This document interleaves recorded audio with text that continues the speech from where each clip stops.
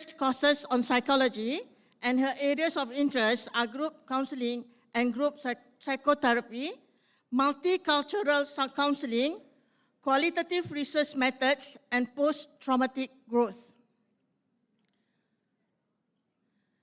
Okay, without any further ado, I would like to call upon Dr. Natasuda Taephant to speak to us about positive psychology in managing healthy minds. Dr. Natasuda, the floor is yours.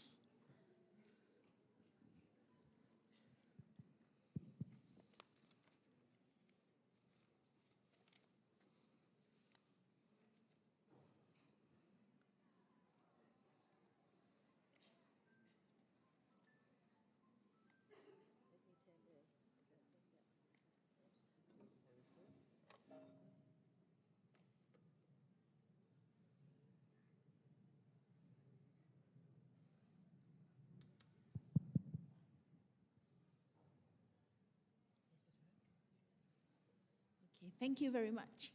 I'm going to say, Sawadee ka. Do you know Sawadee ka in Thai? Selamat datang is in Malay, right? So we're going to speak in Thai or Malay? Malay? I know literally words, Selamat datang, terima kasih, and two words actually. Anyway, I feel so honored and so pleasure to be here. And like from last year, I remember we met online, and I didn't notice that the room was very big. So like, okay, so last year we talked about mindful parenting, but I think this year we're gonna talk about positive psychology and in managing healthy mind. So first of all, how many of you use positive psychology already in your practice? I think so many of you use it already, right? I walk through like the aisle and I see like so many leaflets that you already talk about it. In Thai, we have one proverb that's called like, you should not sell the coconut in front of like the, you should not sell the coconut like to the farmer. That's mean like, it's mean like, you guys might know about positive psychology more than me. So this should be sharing session. And if you have anything that you can share, please feel free to do so. We're gonna have the last 15 minutes to do that. First of all, when we talk about positive psychology, I think you all think about like, before positive psychology, we see psychology from like the perspective about mental illness, psychopathology, right? But actually, when we study positive psychology, these are the questions that we try to answer. So what makes life most worth living? Are you able to answer this question yourself? Like why you are here? What makes your life worth living? Which factors that promote human flourishing? And we all would like to live a life that filled with fulfillment and satisfaction. So this is the field of positive psychology, and this is the direction that we would like our children, our students, that be able to answer like for this question. And for me personally, based on my practice, I think if we are able to answer this question, if our students are able to answer this question, if our clients able to answer this question, we don't have to think much about psychopathology. I believe that as human beings, we just have a holistic point of view. When you are able to develop something that positive, the negative side will get smaller, right? I would like to start. Who is this guy? You know who is this guy? Seligman, right? If for Psychology 101, students love to ask questions, who's the father of who? So Seligman is father of positive psychology. And you know, like, I really like this quotation, the thing that he said, you know, because it's gonna be starting point. It's gonna be starting point that we talk about what is positive psychology. And we're going to have like about 1 hour and 15 minutes together, seeing human being from this perspective. Seeing human being from this perspective. So like, pointer, but where should I point on? On my right. Screen is.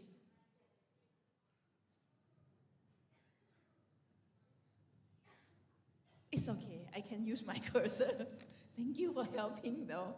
So we talk about human being and we see strength in human being. May I ask you one question? As a counselor, when you work with your clients, your students, can you see the strength in them? Can you see some effort that they try to make their life better?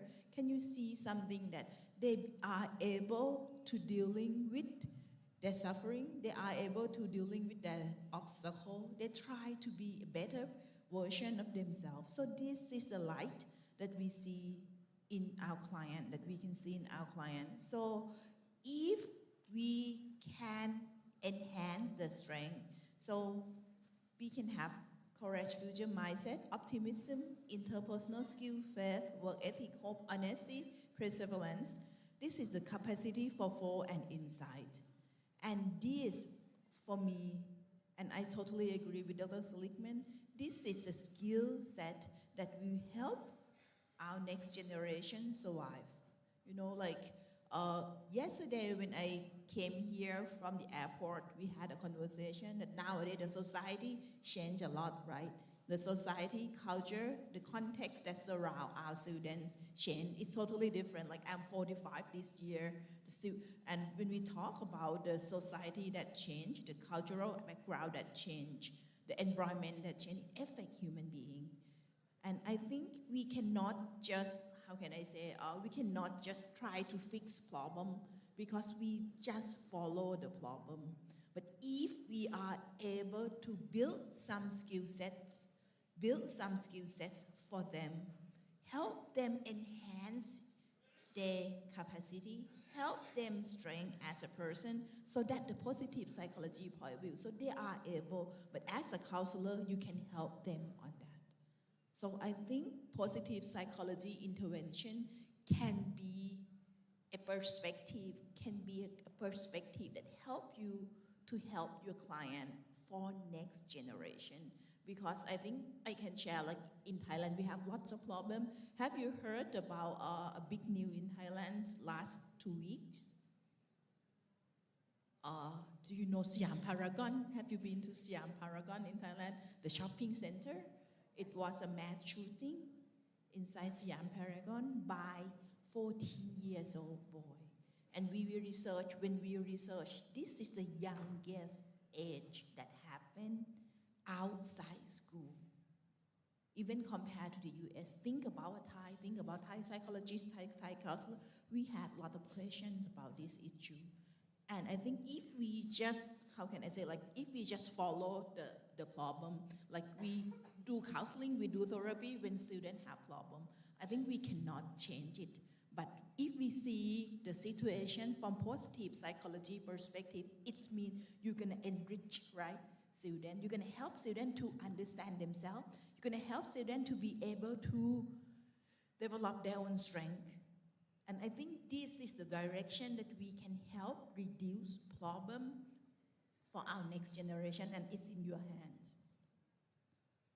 So when we search for positive psychology, there's so many areas that we can talk about. It can take for actually in my uni, this is one course that we talk about positive psychology and personal growth, but we have 1 hour together, so I'm not gonna talk about all about everything, talk about positive relationship, resilience and coping, well-being and life satisfaction, purpose and meaning, mindfulness. And for last year we talked about mindfulness a bit already, right? And I can share with you in terms of in Thailand right now, we try to move the mental health policy toward prevention and promotion perspective more. So positive psychology will be involved. For example, life satisfaction will be a KPI, a key performance indicator for the whole mental health sector. So this is the thing we try to do.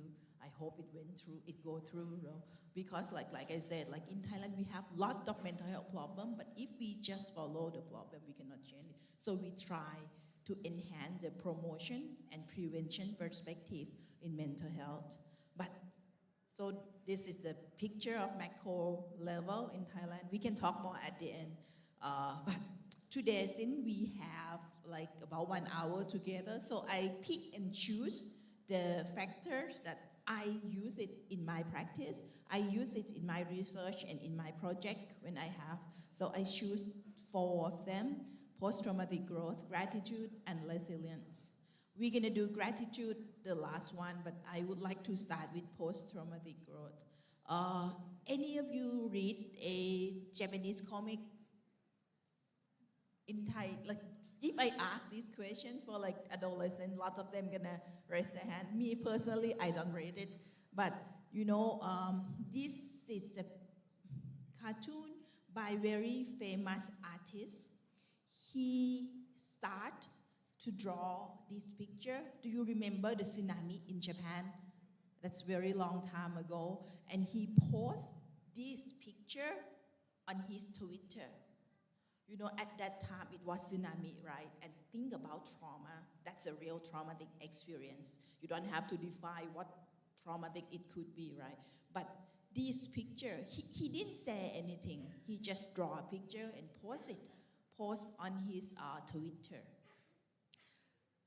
This represents the young one. This represents a girl, right? Can you see my cursor, right, when I move? Okay, and this presents an elder. But during like the tsunami period, what feeling can you get from this picture? We're not gonna analyze anything, but what feeling, how this picture communicates to you? Can you see some like hope? Can you see some, it's positive and negative feeling, okay, just positive and negative feeling that communicate to you through this picture? Positive, right? Positive. Even like during the tsunami. And how about this one? If I remember it correctly, this is the last one that he posted. It's the end of like the series of drawing. This is positive and negative feeling that you get from this picture. Positive. Positive and negative. Positive. Can you feel some hope in this picture? Can you feel some empathy in this picture? So, based on this series of pictures, the question that I ask myself is, what makes people change from traumatic experience to communicate to others through some like hope, some like positive energy? What makes people change? Because if we, as a human being, you all know about traumatic experience, like it can be PTSD, it can be lots of negative symptoms, but what makes people change from negative to positive? And you know, we all know when we talk, I'm gonna walk, is it okay? So when we talk about trauma, am I okay? It's not okay because I should stay the video, okay. So I should not walk, right? I can walk, and it's okay, right? Where I was. So when we talk about trauma, we all experience the thing that positive. We have PTSD, we have trauma-informed care, right?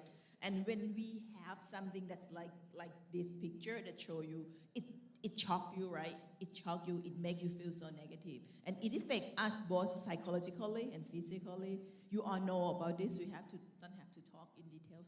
It's okay, I can walk back and forward. But you know, lately, there's a concept. How many of you heard about post-traumatic growth and used it before? Post-traumatic growth, the G1, not the PTSD one, the G1. So it's the perspective that add on traumatic experience. Normally, when we see traumatic experience, we just think about PTSD, right? PTSD, and PTSD is for real. PTSD is for real. you know, it's a real thing and we have to deal with it. But lately, there's a group of psychologists that develop a concept of PTG, post-traumatic growth, that according to the picture that we just see, that's one example. So post-traumatic growth is a concept that we can see some positive change, some positive psychological change as a result of struggling with highly challenging life circumstances. For example, the thing that happened to you might be very difficult, might be a real trauma, but after you're able to deal with it, the result that comes after the traumatic experience, it's a positive one. It's a positive one. It's a positive one. I can give you example. Like for example, in my research, I interview women after breast cancer. Cancer, do you think cancer is traumatic experience or not? It's traumatic experience, especially breast cancer. It changed body image, it changed quality of life, right? But based on the interview, patient after breast cancer in Thailand, you know one thing that they can see the change in themselves. They feel like they can see the value of their relationship, the one who support them, the one who help them. They can see that they can do something that they never imagined that they can do. Do you think if these concepts combined together can create positive change in that individual or not? So that's some light. For me, that's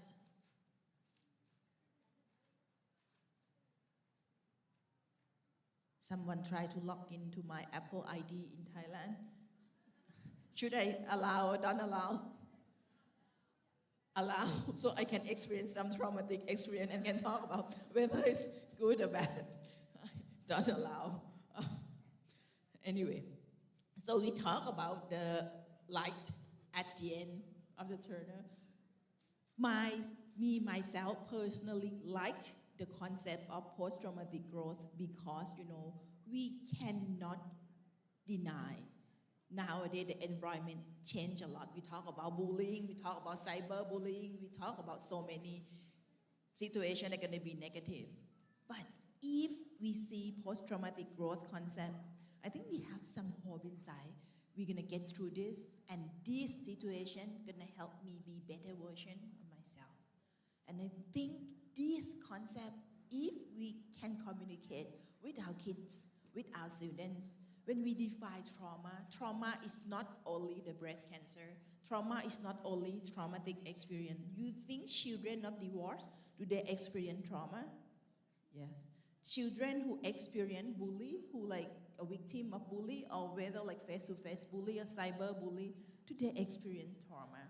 So if we are able to help our students as a counselor, help our students to build the concept of post-traumatic growth, it can be something.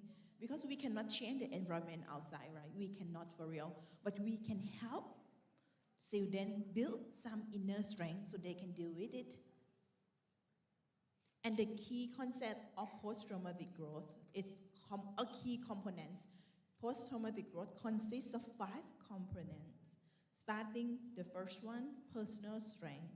Personal strength is the thing that I shared with you at the beginning about the breast cancer patient. You know, a person who been to get through a traumatic experience, that person who have PTG often recognize their own resilience and develop a reinforced sense of personal strength. I think you might heard a sentence that the things that not kill you make you stronger. This can be this explanation. So the things that not kill you make you stronger. So like if you are able to get through something that you unexpected, we never expect the trauma experience, right? But if you are able to get through it, you have some strength. And as a counselor, if you can help your children, your clients, your students to see the strength, help them reflect whether like what make them able to get through it, collect it as a personal strength, they'll be able to see it.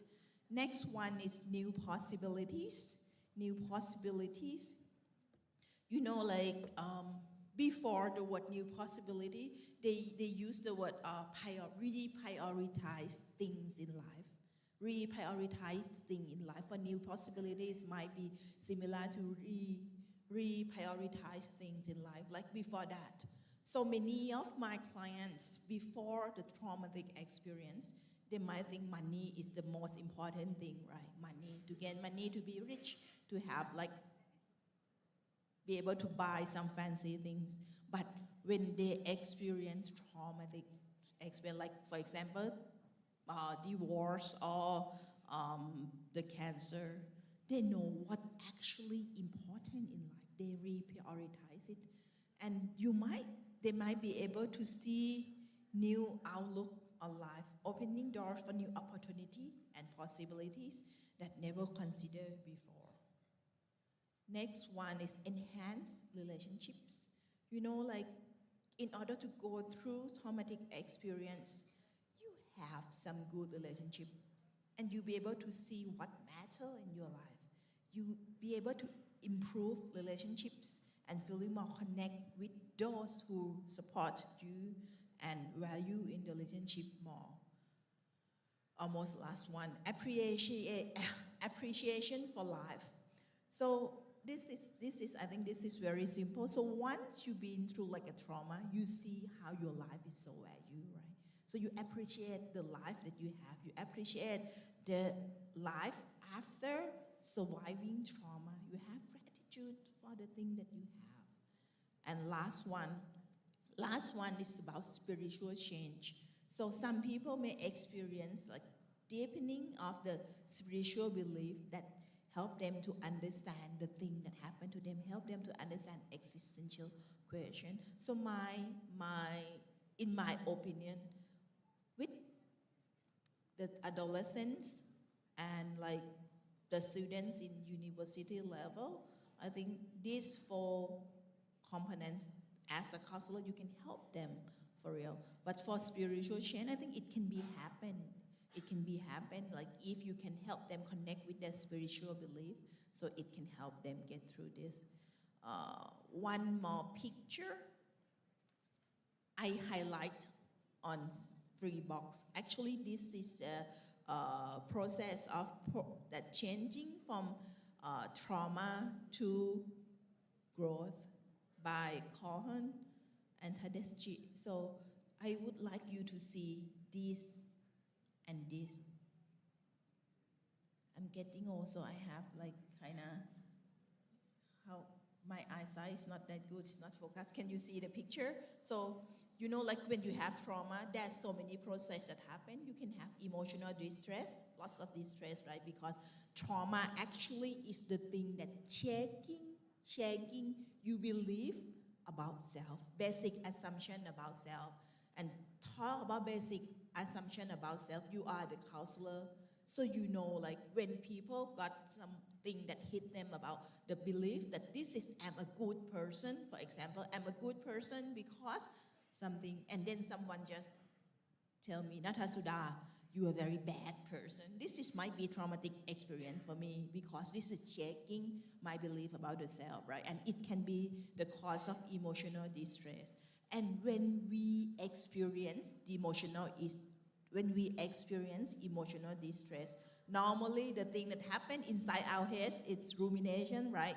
We keep asking ourselves more, why it happened to me? I'm not that bad, why it happened to me? So this is the rumination part. Look at the square, this square.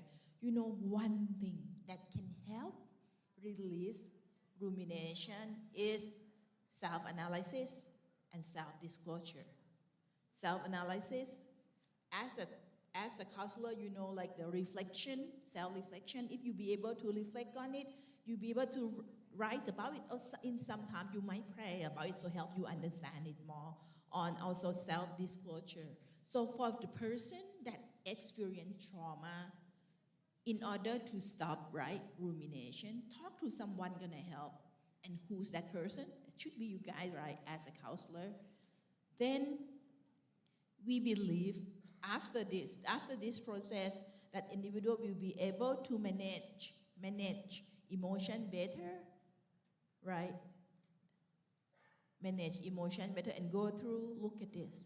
So after this process, the schema going to change, have new narrative in life, try to understand themselves with the new narrative from traumatic experience. Then we hope there should be a change that accepts self in a changed world. Have some post-traumatic growth condition that we talk about it already, and develop more complex narrative about themselves and increase wisdom. We talked about wisdom last year.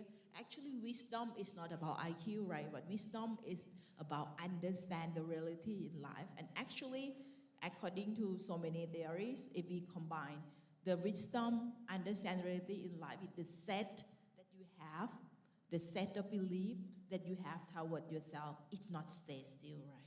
The traumatic experience might change the belief. For example, if we talk about breast cancer patient that I shared with you at the beginning, there should be, I believe that I'm a beautiful female, but with this, I might not be as beautiful as I believe, but I'm still a good person. You change your narrative, change your schema that you have toward yourself.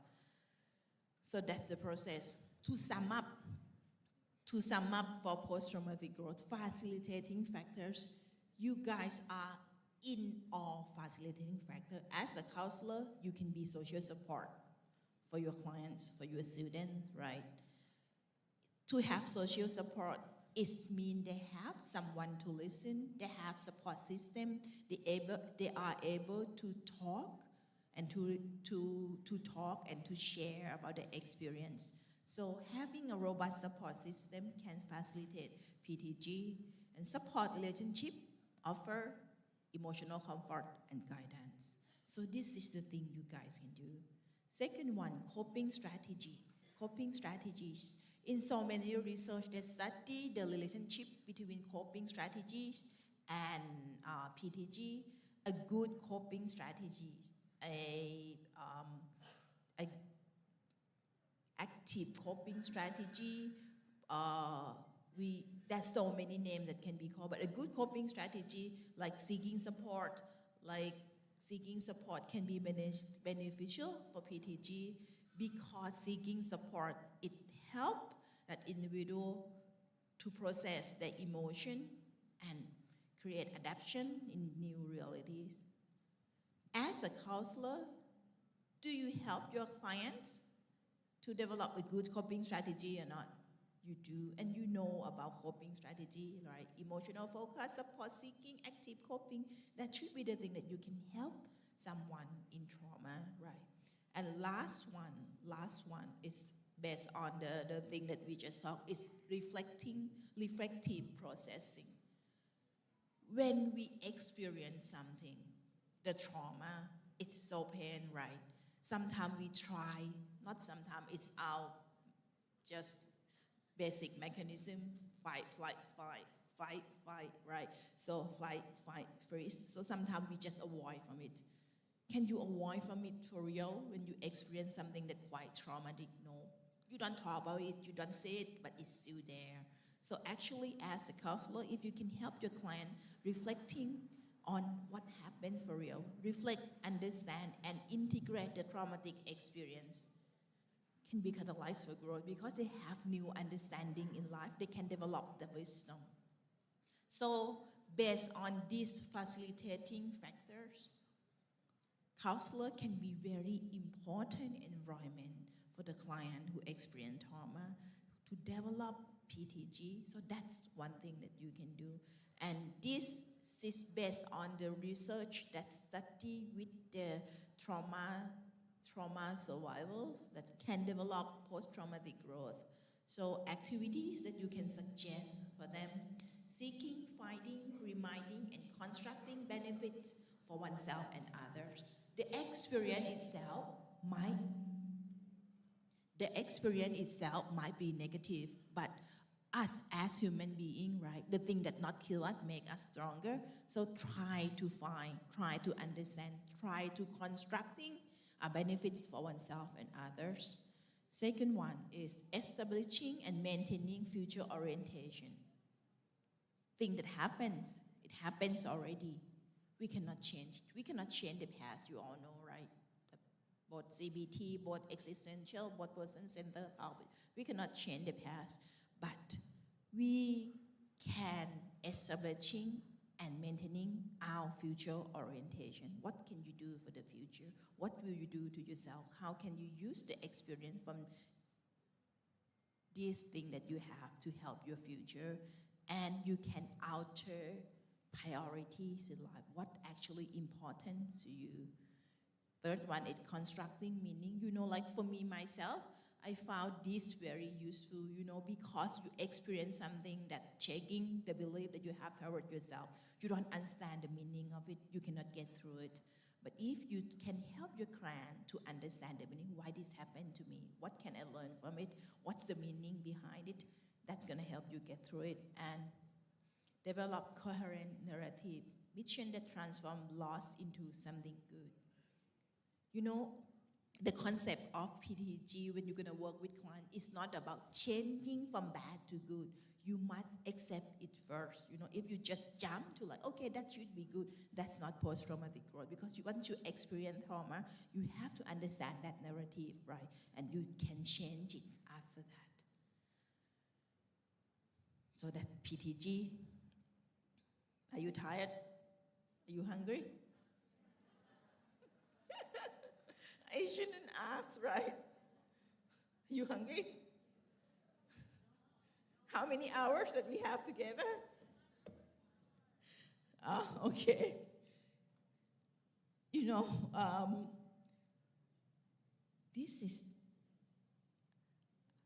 we have 30 more slides, so it should be 45 minutes.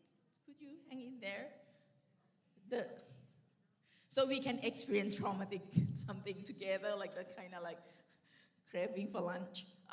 So to sum up about PTG, I think, do you know what this picture came from? Have you watched this movie? You work very hard, right? You have no time for movies at all, right? This is a movie about this person that tried to find some answer for his life. I like this picture because I feel like when you understand of the concept post-traumatic growth, you cannot be open to anything that's gonna come. You know, even it's gonna be trauma, let's just come, I will survive. I will make a new narrative in life. I will reprioritize my life. I will see myself from different perspectives. So, you know, so based on this concept, it's not only for your clients, for your children, for your students, but it's for you as well. You know, life gonna be tough sometimes, but if you understand and you agree with me that we all have some inner strength and we're gonna get through it, might be a painful time, but once I get through it already, I'm gonna be a better version of myself. So this feeling of the picture that communicates to me, so that's why I would like to use it as a summarization of the post-traumatic growth.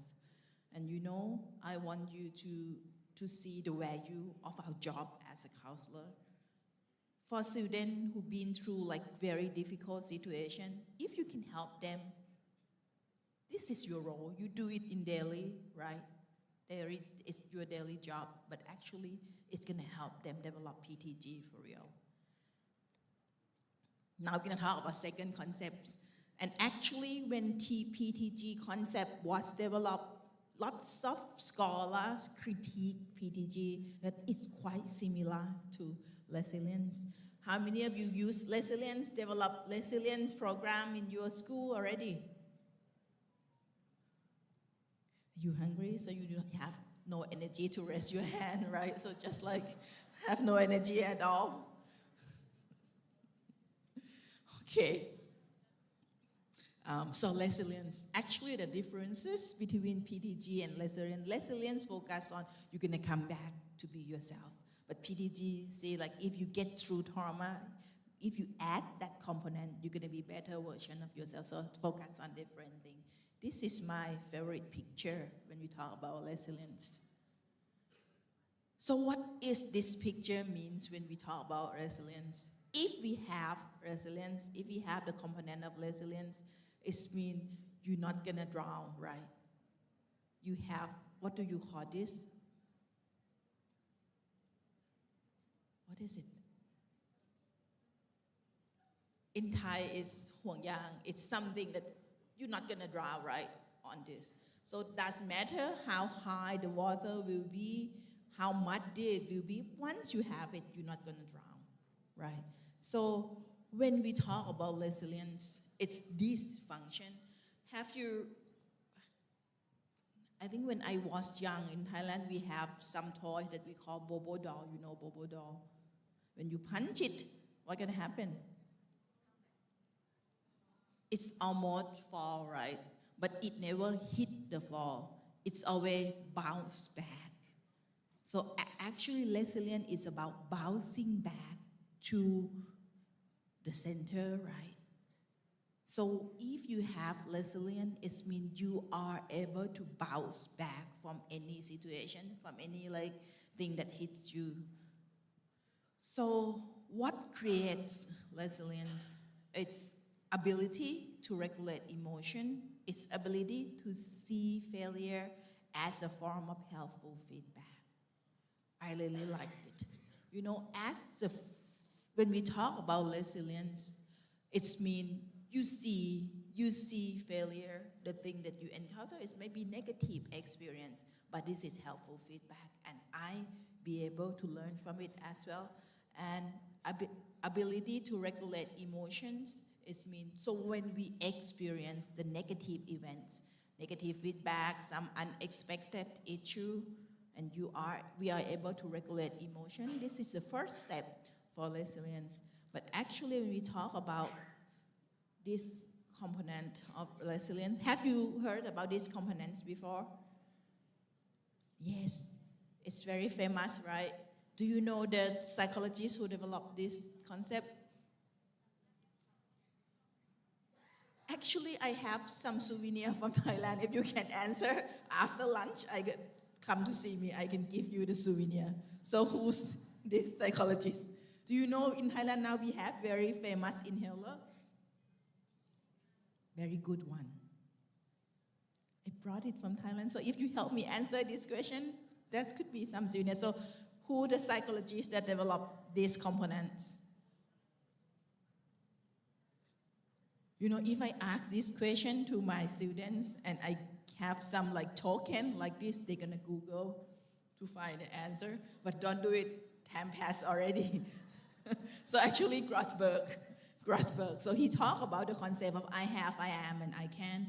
You know, this is very interesting. I think this can be some guide principle for counselor as us, because you know, when we work with our clients, sometimes we focus on developing a new skills, but actually, when we talk about resilience, the most important, the first thing you should do, not skills, but it's actually I have. And we talk more why. So I have, first components of resilience is, yes, external supports. If you have resilience, you are able to see and perceive your external resources. Why it comes before I am? I am is the belief that you have toward yourself. And as a counselor and psychologist, you know, the set of belief about the self is very important. But you know, actually, when we talk about resilience, we don't talk about individual in daily basis, right? We talk about individual who experience some negative events. So feeling and perceiving resources is very important. So external supports, what can be called as external support? They are supportive people. So the presence of trustworthy and loving individual in one's life. Role model, individual who can be looked up to and who offer guidance. You know, this is very interesting for me. In Thailand, we have a big problem of, how can I say, we have juvenile center, But the statistic of adolescents who keep coming back to juvenile center after the first sentence is very, very high. It's very, very high. And now, I think not now, it's like almost 10 years already, we have a new act. We have a new act for some scope of like of the behaviors. The adolescent might not have to go to the juvenile center, but the parents must sign a contract with the children court. They're gonna take care of that adolescents, and they develop a behavior plan together.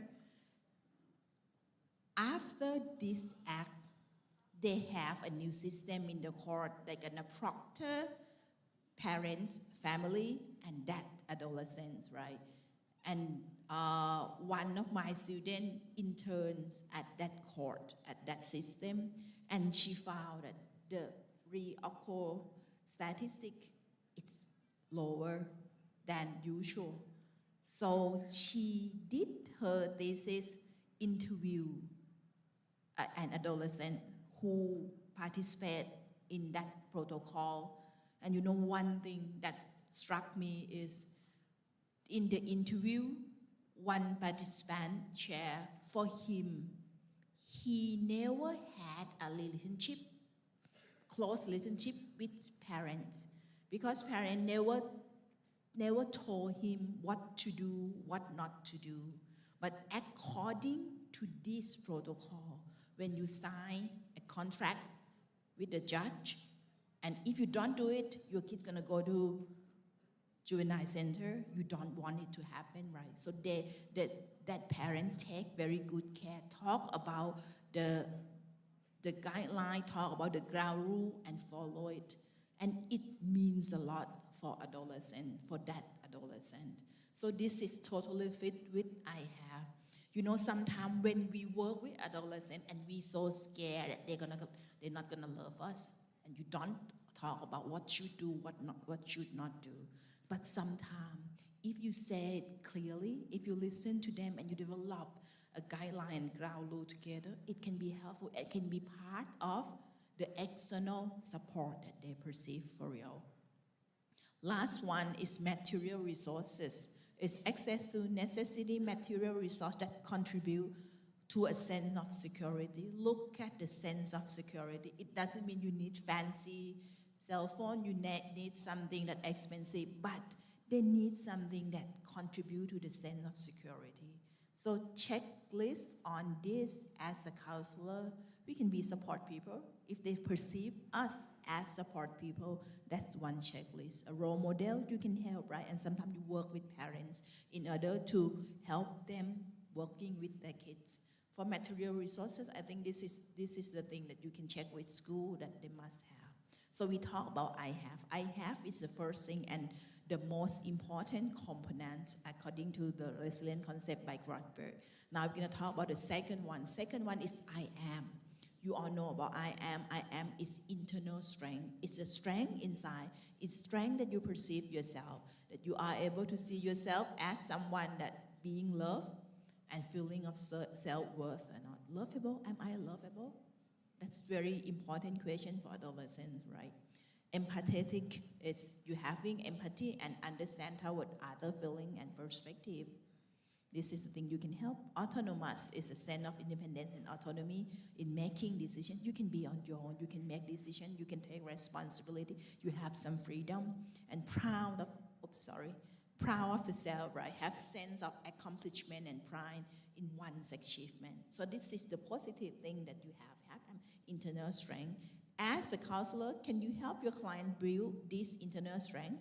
Some experience, you can help explore, right? Some accomplishment, develop some tasks that they can be independent on and can make some decisions for themselves. And last one is I can. I can is interpersonal and problem solving skills. You know, normally when we try to develop something for the kids, we tend to start from skills. But actually, I would like to start from I have. Oops, sorry. So, but skills are so important. If you don't have communication skill, can you ask for help? No, you cannot, right? So, communication skill, ability to express the thoughts, feeling, and needs effectively. This is the thing that you can help. So, this is something that you might familiar as assertive training, right? You'll be able to communicate. Solving problem is capacity to think critically and solve problem in various situations. So this is the problem-solving focus, problem-solving intervention that could help your kids. And managing stress, ability to manage and navigate stress and adversity, help them to anger management, stress management. And last one is seeking help. You know, seeking help seems very simple, but it's not easy. If I share with you about research in Thailand, we compare the help-seeking attitude between male and female. Do you think which group has more help-seeking attitude, male or female? Female. Is it same here? Why? We love to talk, female. So that's something about stigma, something about the belief, right? So, but I think ability to seek help is important because remember when we talk about post-traumatic growth, help seeking is important, right? So, comfortable seeking help and guidance when needed from reliable resource. Reliable resources from I have. Okay. To sum up, Grothberg talk about I have as, so once the kids have resilience, they're going to have I have if they perceive that support and service are provided.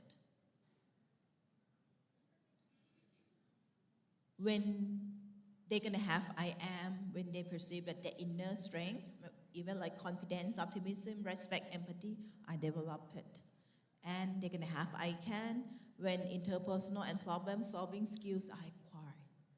You know, as a counselor, can you help students develop this list? I have, I am, and I can. If you talk about, like for example, for some kids, home might not be a good place, right? But if they know they have you as a counselor, that taking care of them, that trust them, they're going to help them get through some difficulty, they can have I have. And in some research talk about I have as a government system as well. You know, I think a perfect picture should be like a wonderful home that father and mother are totally support and understand, but sometimes we cannot have that. So the government system, the school system can help be part of the I have. For I am, I think so many activities that you can do with the kids, right, that help them to get self-confidence, empathy, optimism, and respect others. And for I can, I think this is the thing that you keen on. So help them develop problem-solving skill, help them develop assertive training, help them understand how to seek help. So once you hit all these bullets, we can think that we can help kids in our school have resilience, which will help them bounce back, right, from difficult situation. Are you okay with resilience now? So I'm going to pick and choose the thing they're going to be useful. And next one, I have gratitude for last one because I want you to do some activities. But this is not the last one yet. I'm going to talk only 30 more minutes, guys. 15 minutes passed already. 30 more minutes, okay? I saw one table on the last aisle talk about social emotional learning. How many schools incorporate social emotional learning in the system? I saw it. I took a picture. I still remember the project name. Any of you present about social emotional learning? They might be in the other rooms, right?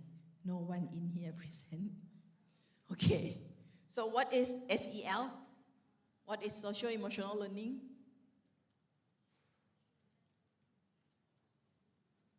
It's, you know, in Thailand right now, in school setting, we try there's a pilot project that try to develop social emotional learning system-wise.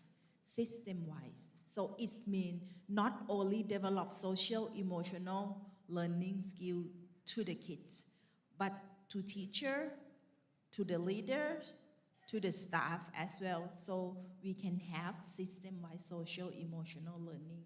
We're going to talk about that and why it's important. Can be counted as positive psychology part because you implant some skill for the kids and they can survive, they can develop themselves through that skill. So when we talk about SEL, actually SEL is social emotional skill that can help promote student well-being and success. If you search for meta-analysis, if you search in the current literature, lots of research on SEL, and it show a good relationship with so many good things that you want to happen. You want your student to have psychological well-being, you want students to have happiness, you want them to have low depression, want them to have low suicidality, all correlate with SEL. And this is like the new concept that should be used in school. So when we talk about SEL now, I can point. Wrong side.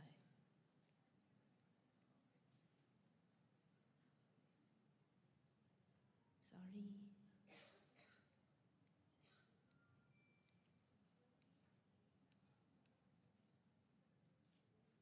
What should I point on?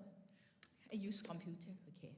So what SEL is? SEL is the skill that's gonna help maintain cooperative relationship, help the kids making responsible decision, managing strong emotion, communicating clearly and assertively, solving problems effectively and recognizing emotions in oneself and others, having empathy for others. Is it good or bad if our kids have this? Be able to handle emotion, be able to understand other emotion, be able to communicate, right? Be able to recognize emotion and also have empathy toward others. This is all things that we want our students to have. And I think if you search for like future skill, if you search for like soft skill that they should have, are listed in this, right? But when we talk about SEL, SEL is not the thing that replace psychotherapy. It's not replace a regular order and discipline. You still have to do things. It's not the way school taking on the role of parent.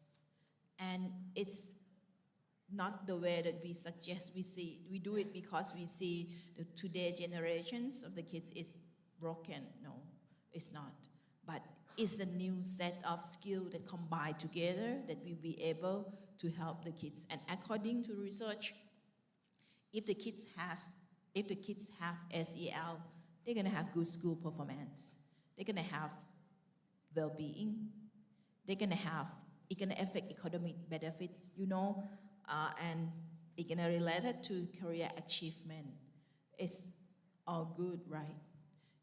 As a counselor, this is all thing you want it to happen. You want the kids to be good at school. You want the kids to be achieved later, right?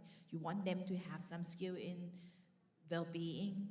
So if I were school, I will ask, why not? Why not? Why should not I try this if it works? So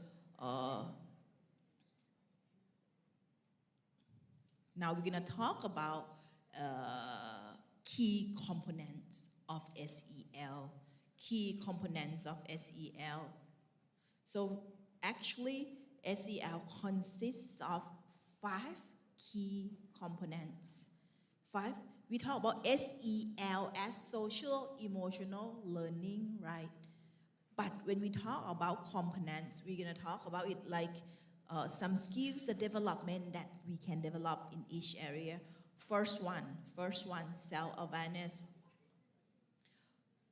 For self-awareness, it means they must have emotional awareness. Emotional awareness is ability to recognize and understand one's own emotion, their emotion, right? That skill. Do you think this skill can be taught or not? Yes. Through mindfulness, to something that we talked last year, right? So emotional awareness. Once you have awareness, the second thing that you should have for self-awareness is self-perception. Self-perception. So once you're aware of your own emotion, you should be able to evaluate your strength and weakness accurately. Understand your strength and weakness accurately. Then is self-confidence. So having some positive and realistic sense of self-worth. This set self-awareness skills, emotional awareness, self-perception, and self-confidence. If you can help the kids build it, it can help enhance self-awareness. Second set is about self-management. You can see if this is about aware, if about understand what happened, right? About the self, have correct understanding about the self. Then we move to the second one. Now, manage it. So when we talk about self-management, once you have awareness, I have some negative feeling, I don't feel good. For example, I can use this for your example. You are aware that you're hungry, right? This is self-awareness or not? Yes, you're aware. You're aware. And you perceive some strength that I'm able to hold on this feeling a bit. And you think, even I'm hungry, I'm going to listen to Natasuda a bit. So that's self-management. That's emotion regulation. You try to control, even like you feel so sleepy, you feel so hungry, but you still hang in there. That's emotion regulation or not. You think, okay, maybe listen to her. She said only 30 more minutes, so that's the thing that helps you regulate. So that's the thing. So once you're aware, you don't just like walk out because I'm hungry right now, I'm gonna go. That's not emotion regulation, right? So you're aware and you just be able to tell yourself, hang in there. So it's managed. When you talk about self-management, it consists of emotional regulation, managing and controlling one's emotions. I'm sorry, I say it in Thai.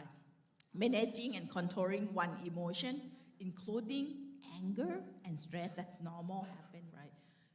Especially if you're working with adolescents, we talk about anger, talk about some like violence. So if they have this set of skill and they are able to regulate their emotion, it can help decrease the violence. And impulse control, right? Be able to control and think before act. And you know, in terms of self-management, it's not just manage some negative things. It's also about goal setting.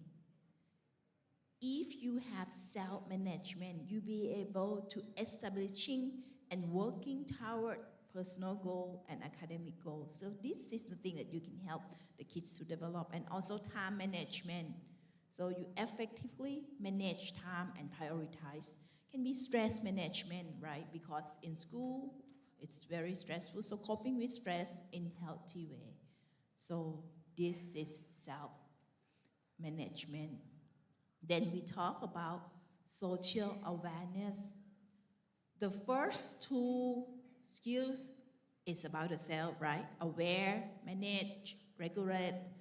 Now we move to something outside the self, So social awareness consists of empathy, that you are able to understand and feel the emotion and perspective from others. Like for example, if you think, okay, I'm gonna be there because I might understand Natasuda feeling that she's hungry as well, so we're gonna hang in this together for just example. So you'll be able to understand other feeling.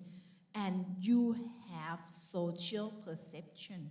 Look at this. I think this is very important for the kids in this generation. Somehow, have you heard about the Gen Me word that 4 or 5 years ago that very famous? You understand you need, but you don't understand other emotion, and you don't understand social cue. But when we talk about social perception in social awareness, it means you are able to recognize social cues and norms in different situations. Should be able to understand not only individual, but the society as well. Next one is in social awareness is cultural competence. So this is very important because nowadays the world is very small, right? You can see Thai people in Malaysia, you can see Malaysian in Thailand, lots of people travel, but we have different cultural background. So you need, if the kids has these skills, mean they are able to aware and respect cultural difference, be able to respect for others. People can be different, and you have to value diverse perspective and treating others with respect, even though we are different. Next one. So this is awareness, but in terms of outside, right? Now is relationship skills. It means ability to communicate, ability to express oneself clearly and listen actively, ability to solve the conflict, manage and resolve conflict in constructive manner, and also teamwork, work effectively with others, building and maintaining relationship, and also forming and nurturing positive relationship. You know, relationship skills, somehow when we talk with the kids, we talk about, like when I was a counselor in school in the US, we have friendship group, right? How to be friend. But you know, I think for adolescents somehow, right now it's very important to talk about, identify whether it's positive or negative relationship and be able to develop a positive relationships. Last one, almost done. 15 more minutes. So what you gonna have for lunch? Did you have breakfast? Really? And you hungry already? Did you have some break? No, not break. That's why very hungry, right? So use a lot of self-management skills right now. So after this session, you're gonna have very strong SEL. Okay, so we're gonna talk responsible decision making as the last part of the skill set for SEL. So responsible decision making, I think it's very important because like for teenagers, somehow they want to have freedom. But I'm a big fan of existential therapy. Freedom always comes with responsibility. If you have freedom without responsibility, it means you cannot change. You cannot improve yourself, right? It is not a real freedom. So that's why I think the concepts of responsible decision making in SEL is very interesting because it talks about ethical decision making. So can make decisions based on ethical perspective and value, and can identify problems, analyzing options, and choosing effective solution based on ethical and value. And sometimes can take some risk, but not risky behavior, but be able to evaluating potential risks and consequence of choices. There's risk all the time, but you don't try risky behavior if you are able to evaluate the potential risk and consequent choices. And also conflict resolution, addressing ethical dilemma and conflict of interest. You know, the component of SEL can be taught. This is a skill that can be taught and integrated into education system.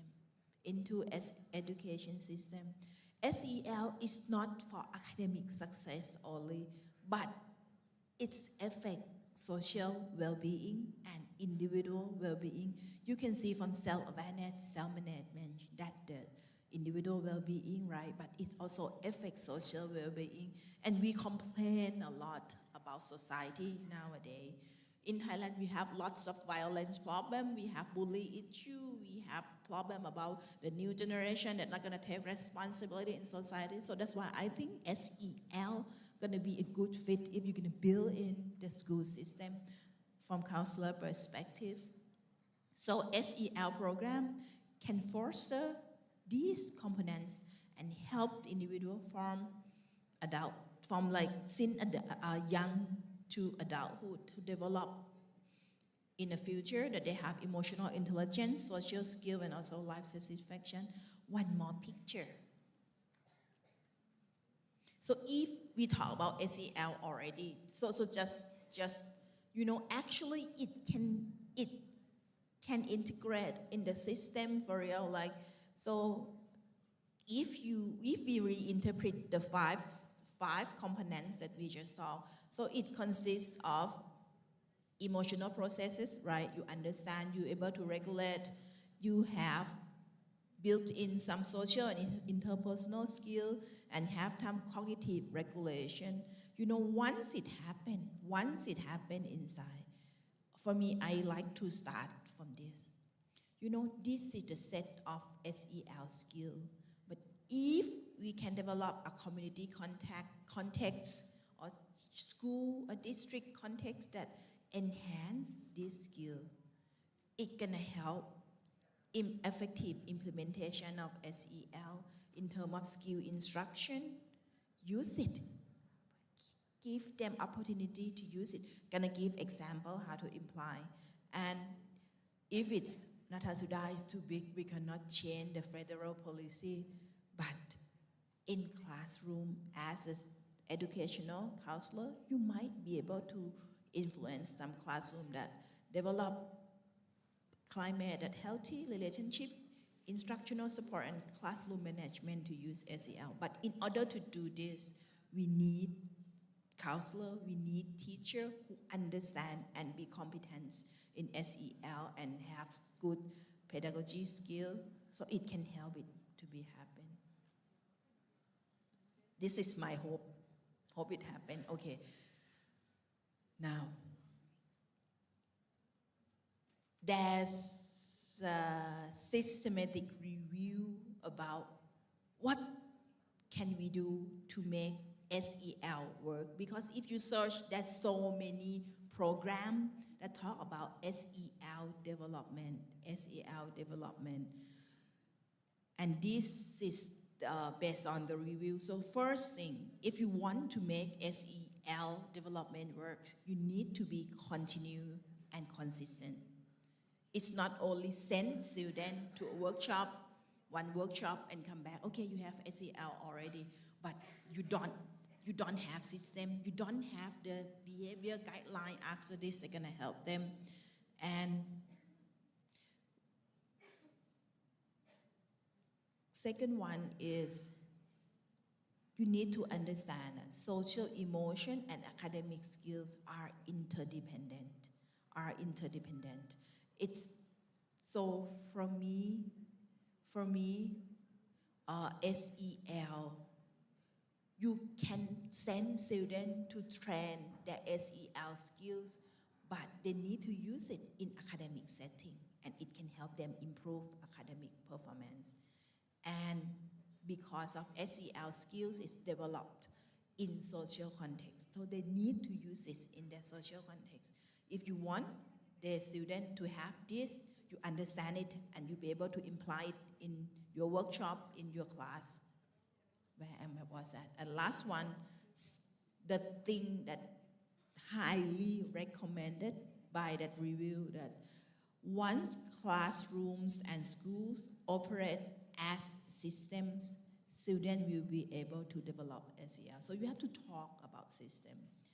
This is example that I really like. This is very simple, very simple. So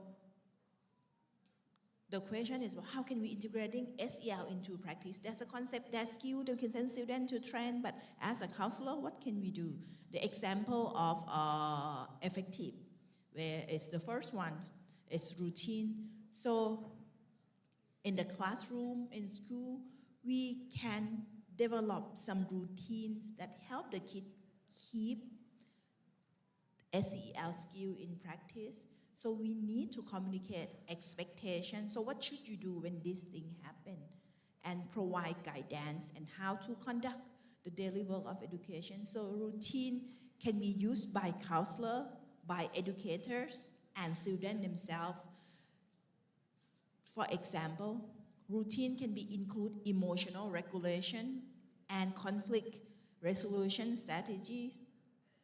The thing that I like, for example, the routine is stop and stay cool routine. So it's just 3-step process. So if you know, like if I'm a teacher and I'm teaching in class and I see students just start to like raising voice with each other, instead of pull out and punish, I just think, okay, this time to stop and stay cool. So the first step, you need to aware of yourself. So help the student go through this so they can practice it. So stop and stay cool can be protocol, routine that you use school-wise. So just this one, I think for me, start with one routine, but develop it as school-wise, going to be very helpful. So this is the first one as example. Second one that support the routine is, in order to do routines, you need to train and support for all teacher and counselor and leaders. And also, so many research talk about if teachers, if counselor, no SEL gonna be lots better. Okay, now it's 15 more minutes. So SEL, system-wise. So we talk about PTG as some hope at the end of the tunnel, right? Even it's trauma. We talk about resilience as something that helps you bounce back. We talk about SEL as macro system focus if you want to do it in your school. But this is the last one. You're going to talk about gratitude. It's my favorite one. And I work with my 2 little boys at home on their gratitude every day. And we see in the next 10 years whether it works or not. Gratitude. I like this sentence. Gratitude is the most passionate, transformative force. Gratitude is, I start to feel hungry as well. Totally empathize you. Gratitude is the most passionate, transformative force. Gratitude is one feeling. Once you have the feeling of gratitude, it's gonna help you create some positive thing. And gratitude somehow, we might believe when we feel gratitude for someone, that should be the benefits for that person, right? Not me. But actually, gratitude can be beneficial for that individual who feel gratitude as well. And when we talk about gratitude, Emmons is the important name, right? So when we talk about gratitude, gratitude means you are able to acknowledge of goodness in life. There's some good thing in my life. There's good thing in the world. There's some benefits that I receive. This means recognizing the sources of goodness outside ourselves. One important about gratitude is there's something outside, right, that make good things happen. It can be people, it can be things, it can be some spiritual belief that we have. This good thing happen because some wonderful thing outside. And also, once you are be able to recognize the source of goodness, so this is the process that we acknowledge about that other external source. It can be people, it can be just some small thing that help us, but it helps us achieve goodness in our life. So sum up, you acknowledge of the goodness in life, and you be able to recognize this is from external source, and this external source help me to achieve the goodness in life. So with this feeling, sum together, it's gratitude. It's gratitude. And what are the benefits of gratitude? Oopsie.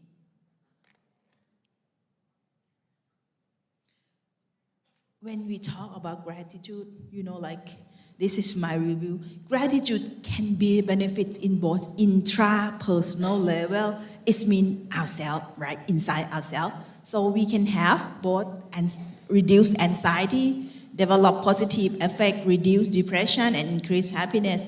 You want this? And when we talk about positive effect, it's related to life satisfaction. And also in terms of interpersonal consequences, gratitude related to pro-social behavior and relationship maintenance. I like to cite this work. This is very interesting work, very simple activity. So this work, 10-something years ago, tried to study the effect of gratitude on loving relationship maintenance. It's just very simple intervention. I could remember what intervention, maybe like 3 blessings. So ask one person in the relationship, maybe like a husband or a wife, to do a 3 blessing. And actually, when they result, it's not affect only that individual, but it affect the partner as well, because they can feel like there's some process that we can call as positive cycle happen after that, because people not just keeping receiving only. So when they feel that someone have gratitude for them, they are giving back as well. They are giving back as well. So very interesting. Now, I try to motivate you to practice some gratitude interventions with me at the end. So that based on the research, this is the top 4 gratitude interventions in the research: gratitude list, gratitude contemplation, behavior expression of gratitude, and 3 blessings. Let's see it together. First one, gratitude list. It's very simple, this one. The thing you have to do, and you know, this intervention that I list, you can do it with group counseling, but you can do it as activity with the kids in classroom as well. So it can be like very convenient to use. So for gratitude list, you just ask the kid to write a list of several things for which the kids feel grateful for. And based on the research, because this is very simple, so it's being studied the most, and you can find it in clinical setting, you can find it on online self-help intervention, so this can be, have to use, how can I say, this intervention can be used with a therapist, it can be used by individual, by the client themselves. So the first one, just write several things that you feel grateful. Next one is gratitude contemplation. Gratitude contemplation is, I think, more condensed, more advanced. So this is instruction, like setting aside time to deeply contemplate and reflect on things that feel grateful for. So once you have to sit and reflect back on that experience. Sit and think, or think and sit. It's the same, right? Sit and think and think and sit. Okay, sit and think and reflect back. You can see that my hungry as real. So okay, grateful. This also, involve thinking about people, experience, and opportunities. So it's gonna be more focused than just gratitude list. So, for example, this is from the research, the question that the researcher asked participants to do: list activities over summer that you feel grateful for. So have scope of details and list it out. Focus on positive experience. So if I compare between gratitude list and gratitude contemplation, gratitude contemplation encourages deep reflection of the source of goodness in one's life. So it can help develop a sense of peace and appreciation. And this activity helps reduce anxiety and promote positive mood by shifting focus from negativity to have positivity and be able to experience the peacefulness. Next one is, this is my favorite one, but it's going to be difficult to do it today. At Chulalngkorn, I have a class called Positive Psychology for Personal Growth in undergraduate level. Every year, when I lecture about gratitude, this is the thing I ask my students to do at the end of the class, and it's how can I say, it affects students a lot in positive way, right? Some of them never tell their mom that I love you, mom. So they use this opportunity to do it. So gratitude visit. This is behavior expression of gratitude. So if myself compare gratitude list, you just think about it, you'll be able to see it, right? Gratitude contemplation, you think about it more. But gratitude visit, you have behavior. So as a counselor, cognitive level, combined with emotion, combined with behavior, it's gonna affect something. So this is an activity by Seligman. So you're gonna ask students to think about someone who has significant positive impact on their life they haven't adequate thank. They haven't adequate thank. And ask them to write a letter expressing gratitude and then visit that person to read the letter out loud. So you experience it. And remember the research that I talked about positive cycle? Normally when you say it, it's gonna be something that individual send it back.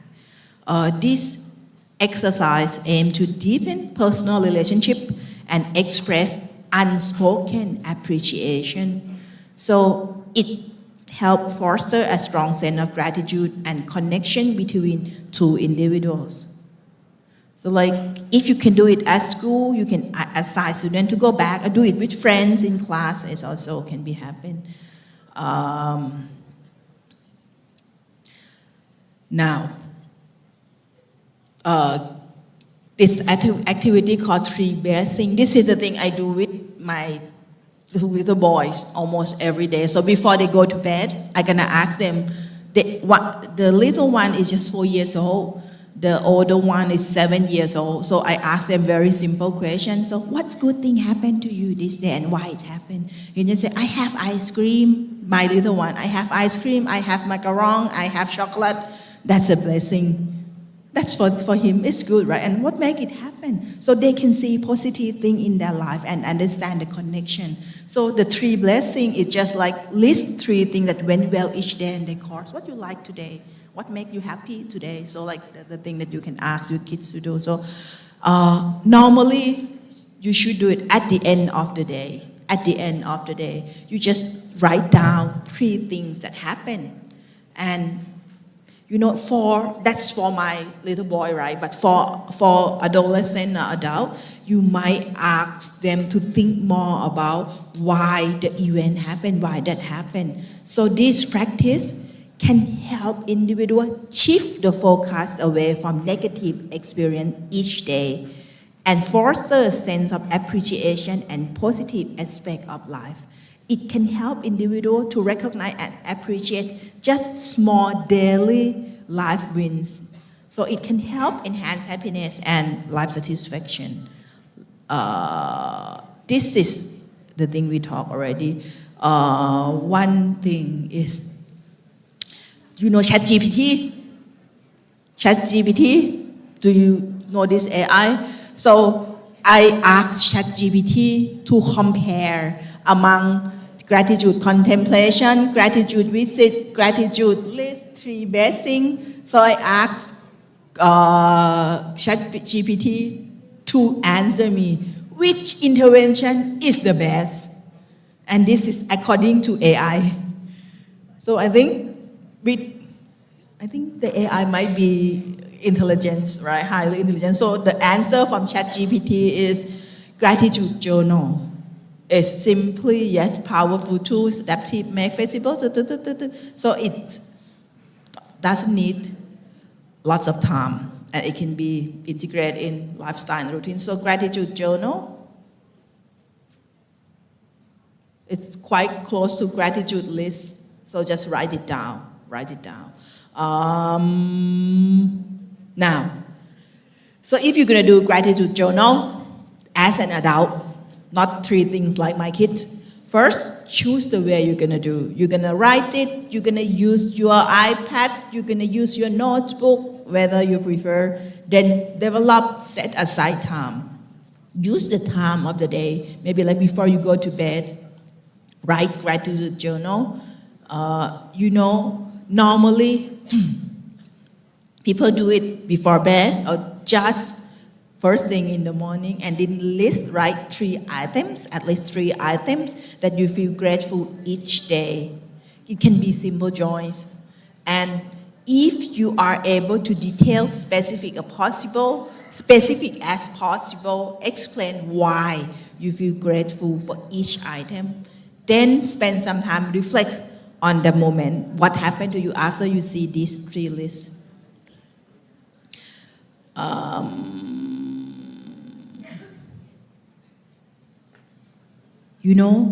It can be good thing that you listen to my talk about gratitude and you think it's good.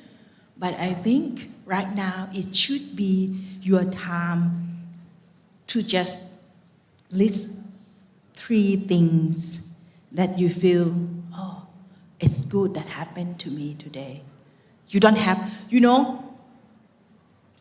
if you can go home today, you should do gratitude visit. But if you cannot, because tomorrow the conference, right? So or maybe you can say, because Natasuda asked me to go back home and say, don't do that. Don't do that. So we just do 3 best things. So list 3 things that you feel grateful today. You can do it tonight, but if you can do it now, you're gonna remember. So please do me a favor. And so 3 blessings gonna be good, ka. 3 blessings gonna be good. Okay. Before we finish, sometimes when I ask students or clients to do this activity, some came to me and said, I don't have anything that I feel grateful for. My life is so difficult, I'm so struggle, and it happened, right, when you have negative thought pattern. This is gonna be the thing that happened. For me, I'm gonna say, life is a gift. Do you think you have your life right here today is a gift or not? A chance to meet with each other is a gift or not. So sometimes you might need to talk with that individual because somehow it's not easy to do when you never do it before. You never see the world, you never perceive experience from like the positive point of view. It's gonna be difficult. So I think if you can help, life is a gift. You can start talking with them because if you have nothing, if life is so difficult this time, but you have you at this moment is enough gift that you perceive, that you receive from the belief that you have, right? Last one for real. Last one for real. Last one for real, guys. Diner and Seligman, they study about happiness. They study about happiness. And this is very fun study because they study very happy people, and they redo it again in 16 years later about happiest people revisit. So they measure, I think they use, I couldn't remember what questionnaire they used, but they pull out the upper 10%, so very happy people, and top 10% and bottom 10%, and compare with average, or with unhappy, so top 10 and bottom 10, right? And look at this. The very happy people, highly social, had strong romantic or other relationship than less people group. What this result told you. So we talk about support, we talk about perceived support seeking, we talk about we talk about resource. So a good relationship is very important. So as a counselor, the thing you're gonna help your kids is support them to develop a good relationship. It's gonna affect a long run. And for us as well, right, as a human being, the thing that you should invest the most is not like in bond or anything, but I think in a good relationship, And this is from Big 5 trait, right? More extrovert, more agreeable, and less neurotic. I'm not talking detail. This is based on Big 5 theory. But this is funny part. Compare with less happy group, happiest respondent did not exercise significantly. This is the thing I keep telling my husband. No, I can be happy without exercise, but maybe not healthy. But participate in religious activity significantly more. So you feel connect to your resource and spiritual belief. On experience, like more objectively define good event. So if you practice gratitude, right, you can experience the good events more and more. And look at this. Sometimes when we work with the kids and ourselves as well, when we feel sad, it means we're not happy. But look at this. We should not see the world like all or nothing perspective, right? Even member of the happiest group experience positive, but, they report occasionally negative moods. So it's okay, sometimes it happens, but you can bring yourself back if you have emotion regulation skill, if you be able to understand the emotion, you can bring yourself back. And at the end, I can say like everything that we talk today, I do believe that we all can do it. And once we can do it, we can change the system, we can change the society, and we hope we can transform for our next generation. This is my email. If you have any questions, anything I can help. You hungry, right? Oh, I think I'm gonna finish 15 minutes early, sorry. Any questions? You're gonna email because you're gonna go to lunch. So thank you very much for having me. ขอบคุณค่ะจุยมอกาเซ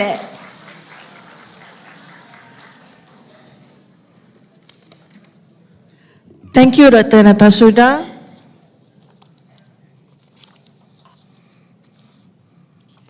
With all the tips and facts shared by Dr. Natasuda just now, I hope we can use them as guidance in managing healthy minds with our clients. Ladies and gentlemen, I truly hope that all of us gain from the topic shared by Dr. Natasuda, and we hope to see you again. Okay, before we end, I would like to call upon Auntie Zaidi bin Korib to give a token of appreciation to Dr. Natasuda.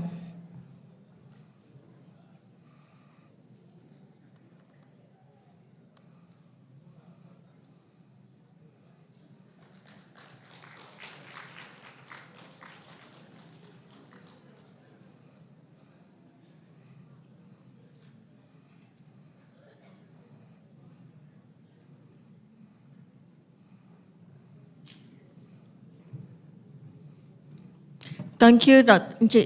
Zaidi, and thank you again to Dr. Natasuda.